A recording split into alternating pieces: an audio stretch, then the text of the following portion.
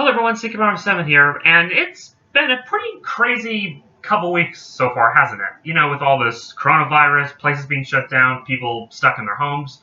I'm not at the moment because I still have to go to work at my job at Kroger because it is a necessity, so.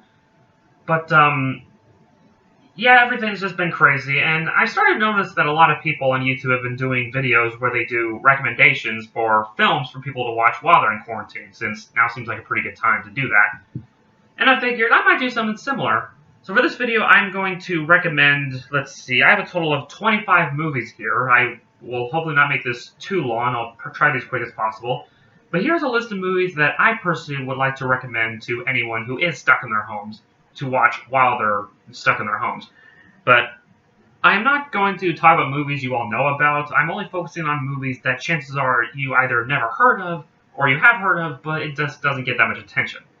So with that said, the first film I'd like to recommend is an old film from 1964 that sadly doesn't get that much attention, and that is The Seven Faces of Dr. Lowe. Now, for those who follow James Rolfe, being a video game nerd, you might know that this is one of his favorite films of all time, and yeah, this is a very charming, very fun movie to watch that the whole family can enjoy. It's about this elderly gentleman named Dr. Lowe, played by Tony Randall. He runs this really unique circus with all these crazy characters and creatures. There's some really cool stop-motion animation here. Sadly, this film didn't catch on, like, in the same way that something like The Wizard of Oz or Mary Poppins, which this did come out the same year as Mary Poppins. And, as you can tell, I have the DVD mainly because this film does not have a Blu-ray release, which is really a shame, because I would love to see this get a Blu-ray transfer someday. But, yeah, if you want to watch a, fantasy-esque film, then definitely check this out if you have the chance. It's a very fun movie. Next up is a film directed by Mel Gibson, and doesn't seem to get as much attention as, say, Braveheart or Hacksaw Ridge, and that is Apocalypto. I have the DVD because the Blu-ray is really hard to find.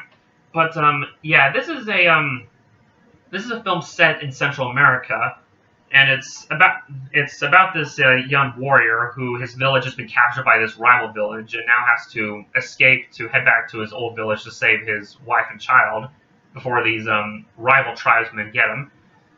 This was a lot like Clint Eastwood's Letters from Iwo Jima, in that it's mostly in another language. So yeah, this is in a Mayan language is what this is. There's not much English in it. But with that said, though, it's still a very, very epic, awesome film. It is pretty brutal, but then again, this is Mel Gibson. If you've seen Braveheart or Hacksaw Ridge, then you probably know what to expect. But yeah, if you haven't seen Apocalypto, definitely watch it, check it out if you can. Next up is a very obscure animated movie, and by the way, I have a lot of animated films on this list. Is distributed by G-Kids, and that is April in the Extraordinary World.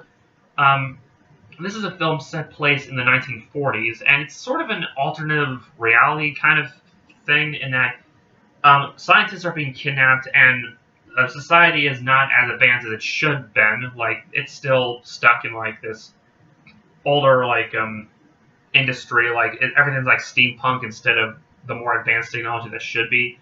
And April has to go find her parents, who are a couple of the scientists who have been captured. And it's got really cool animation.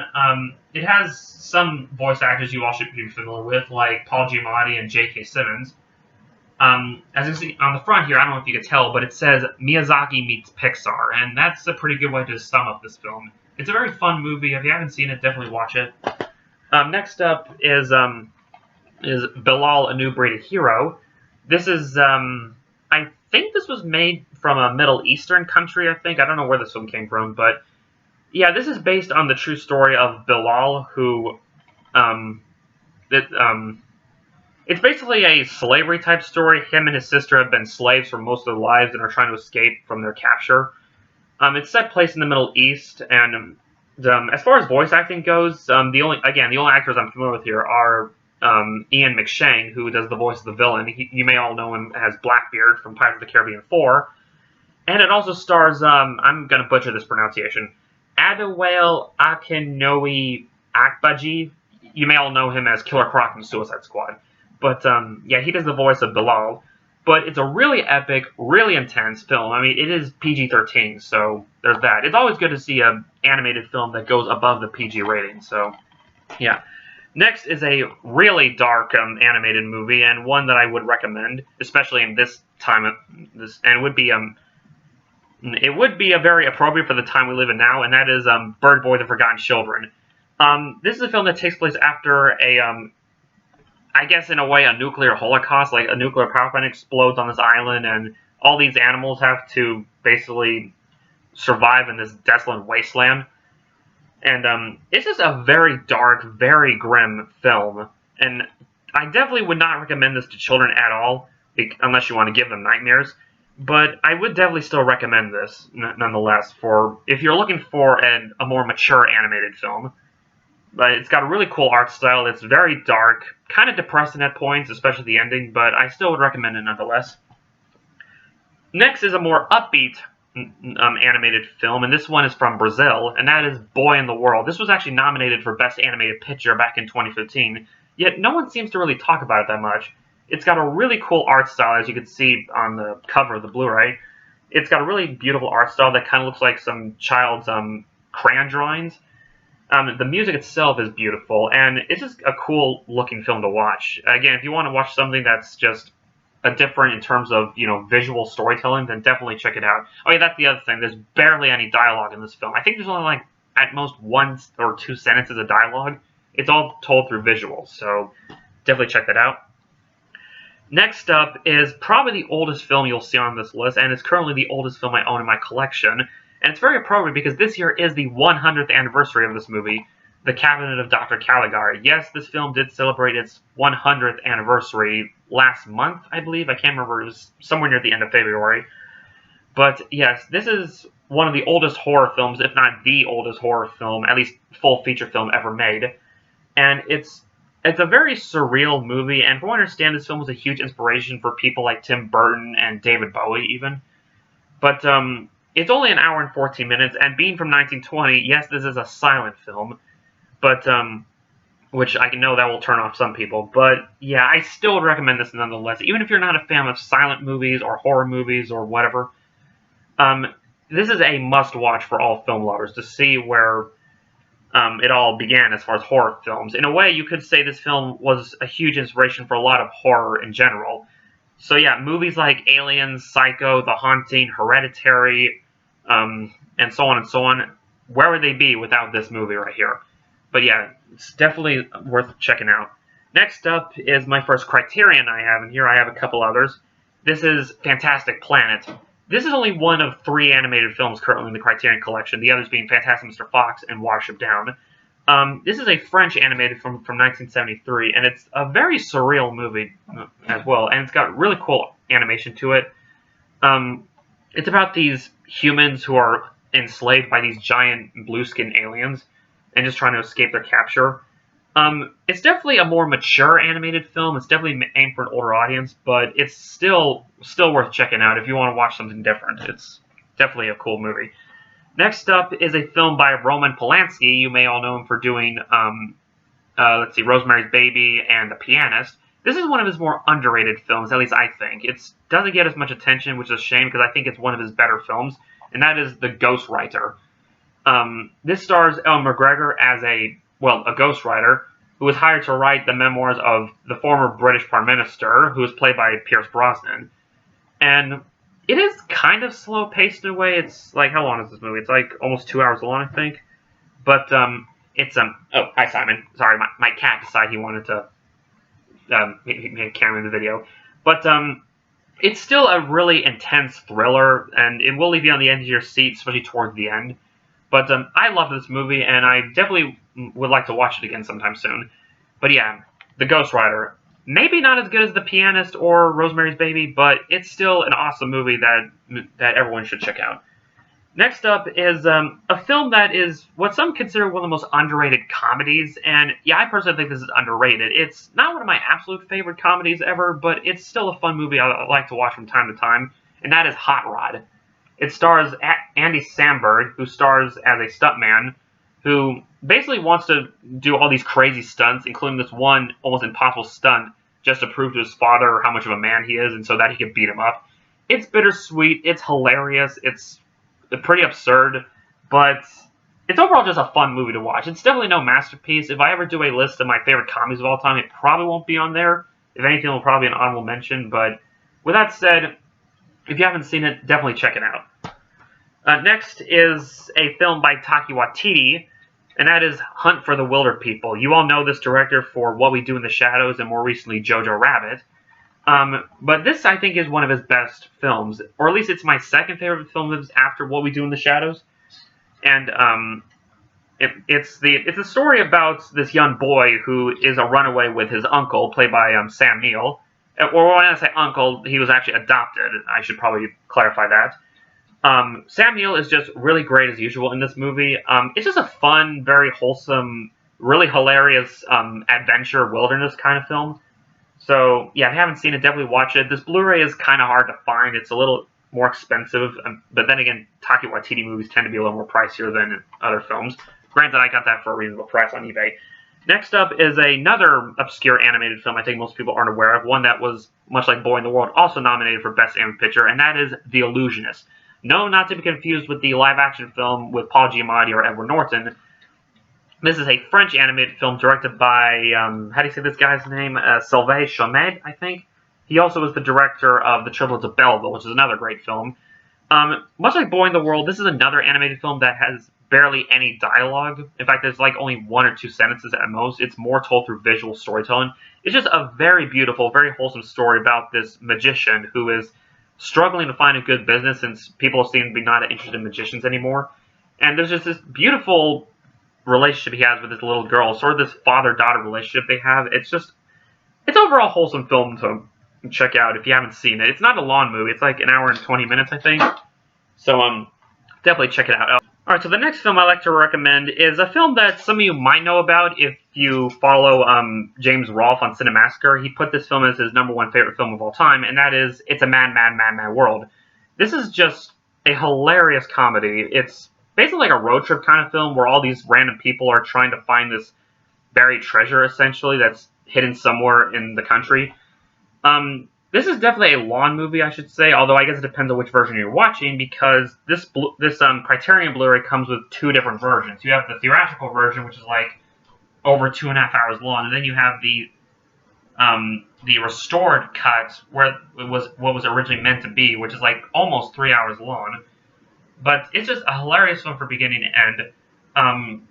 Also a lot of cameos, too, from famous comedians at the time, which I won't say who, just, for spoiler's sake, but yeah, definitely check this film out if you can.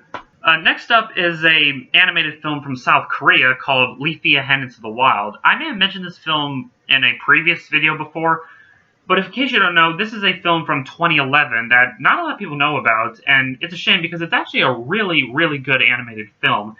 The animation itself is gorgeous. It's a very heartwarming story about this hen who adopts this duckling, and that's about as far as I can say without going into spoilers with this movie, but I overall would highly recommend y'all see this, but if you can, find this DVD and not the American DVD, because this DVD, as far as I know, is the only DVD that contains the uncut ending intact, because they cut out the ending in every other release, because they thought it was too depressing for children. And again, I don't want to say anything without going to spoilers, but let me just say, this is the DVD you want to get if you can find it. I got it off eBay for like $9 and got it from Malaysia. As you can tell, it has the Malaysian text. This movie is in, I believe, Korean with English subtitles, so yes. But also, the weird thing is yeah, the disc is in reverse. It's not in the normal place as most DVDs. But yeah, really charming film. Definitely check it out. Next is one of my favorite movies of all time, and it's a film I'm sure a lot of people know about, but once again, they don't talk about it very much, and that is Marion Max. This is the Australian stop-motion animated film starring Toni Collette and Philip Seymour Hoffman. It's just a really, really beautiful friendship story about these two people, one being a little girl named Mary from Melbourne, Australia, and the other being 40-something-year-old Max from New York, who has Asperger's syndrome, and the two just form this really beautiful pen-pal relationship that lasts a lifetime. And from what I understand, this is based on a true story, although I don't know how much of this story is true.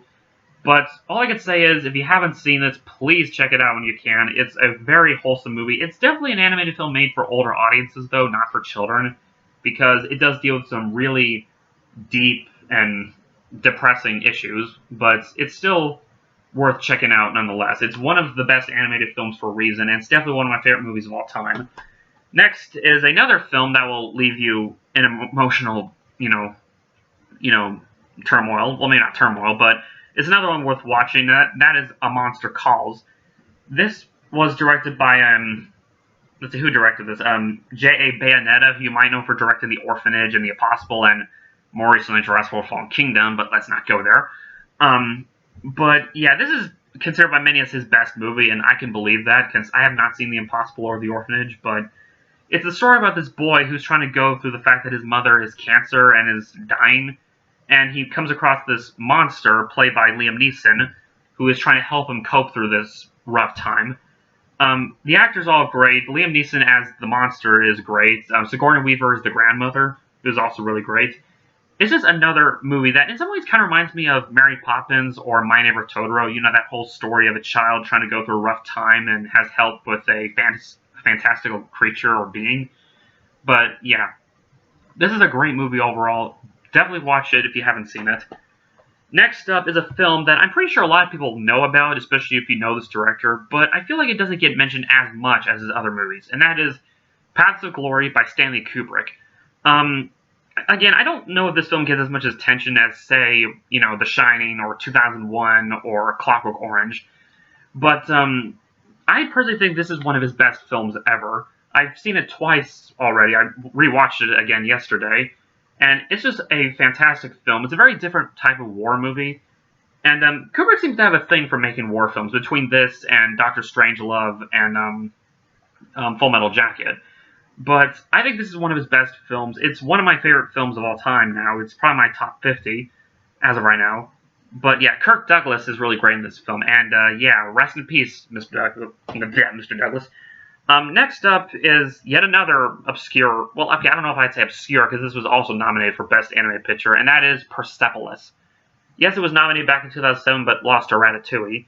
But this is just another unique and very interesting animated film that is based on true events.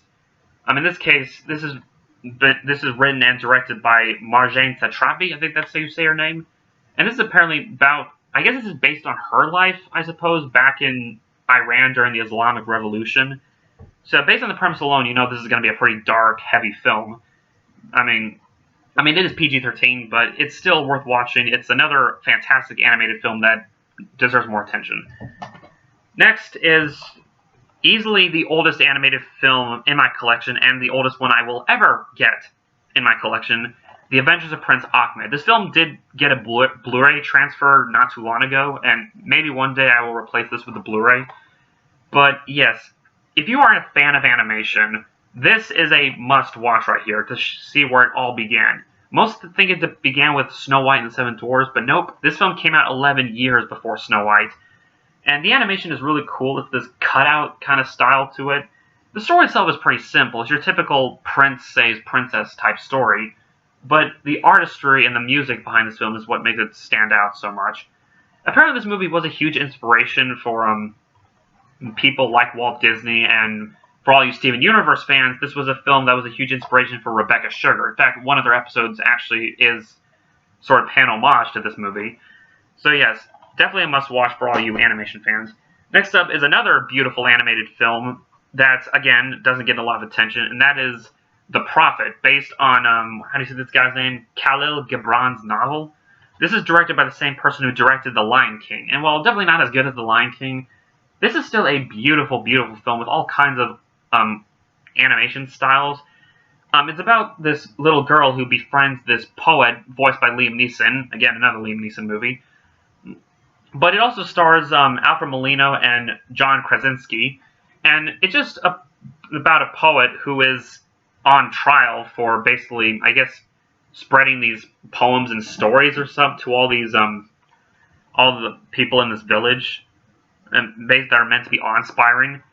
You could say this movie has a lot of parallels to Jesus Christ in a way, like the poet, because he's someone who wants to, spread the word of truth and all that, and he's being executed for it. But yeah, this is a very mesmerizing film. It's, again, very beautiful. It's not what I call a masterpiece, but I think it is still worth checking out if you haven't seen it. Next up is a very dreary film, but I still think it's worth checking out, and that is The Road. Probably the most underrated post-apocalyptic movie ever made. Not up there with Children of Men, but still an incredible movie nonetheless. It stars Viggo Mortensen, who plays this father who's trying to get through this rough times with his son in this landscape that, I don't know if they ever explain what happened. I guess some virus or some illness spread and then pretty much killing a lot of people, and only a few select have been able to survive. In a world just people struggling to survive, even trying to avoid cannibals is another aspect. It is dark, it's grim, but it's definitely worth checking out. It's based on the novel by Cormac McCarthy, who you might know for being the author of No Country for Old Men. So yeah. Next is a documentary film that I would recommend, and that is Tower. I've talked about this film in my favorite movies A through Z list, but I can't recommend this film enough. It's a documentary that uses animation to tell the story about one of America's first school mass shootings. Yes, it's a depressing story, but my gosh, is it worth checking out. The animation itself is really cool. It's kind of similar to some of Rich Linklater's movies like Waking Life and A Scanner Darkly, but in that it's almost rotoscope in a way. But yeah, if you haven't seen Tower, definitely check it out. And I hope this director, Keith Maitland, I think that's how you say his name, makes more films like this, because this is the kind of documentary I would like to see more of with this kind of style. Here we have A Town Called Panic. This is a French-Canadian movie, I think, or at least that's what this Blu-ray is, because you can't get this Blu-ray in America. This is a Canadian Blu-ray. This is one of the funniest animated films I have ever seen. It's definitely got a unique style to it. It's the stop-motion animation that's kind of reminiscent to Robot Chicken in a way. But this was a film from 2009, or as I like to refer to as one of the greatest years for animated films. It's very surreal. It's very hilarious. The story, there's not much to it. It's just about cowboy and Indian trying to celebrate Horse's birthday. And what follows is just madness. Madness ensues. It's just a super funny type of movie. It is in French with English subtitles, I should mention. Apparently this is also based on a TV show. But yeah, highly recommend it. Next is another film I've talked on and on about before in previous videos, and that is what I think is the most underrated Studio Ghibli film, When Marty Was There. This is probably my second favorite film by the company after Spirited Away. It's just, I don't know, words just cannot describe how beautiful this film is. It's a very heartfelt, very gorgeous looking movie, and it's one of the few movies that ever got me to break down in tears after watching it. I don't know, it's kind of hard to explain without spoiling the film, because I just find myself relating to the main character a lot, and just the story itself is just very heart-wrenching, but it's still one of the most beautiful stories that the company has given us. So if you are a Ghibli fan and have not seen this movie, do yourself a favor and watch this. And now, for my last film to recommend to all you while you're stuck in quarantine is, I feel like it's a very pretty big landmark for cinema, as in this was the very first Best Picture winner, and that is Wings. This is a war movie from 1927, and as I just stated, this is the first Academy Award winner for Best Picture ever. Did it deserve to win? Honestly, I'm not sure, because keep in mind, 27 was the year we had Sunrise and Metropolis. But this was still a pretty fantastic war movie. It's a very long movie. It's like 2 hours and 25 minutes long. And it is a silent film, so once again, that could throw some people off. But I would still recommend seeing this nonetheless, especially if you're a fan of war movies. So, yeah. And so there you have it, folks. Those are my recommendations for, your time in quarantine. For those who are stuck in quarantine. Or just recommendations in general. If there's a movie here that you guys are interested in, then definitely check it out if you can. What are some recommendations you all think of? You can comment down below, and I will see you all next time. Bye.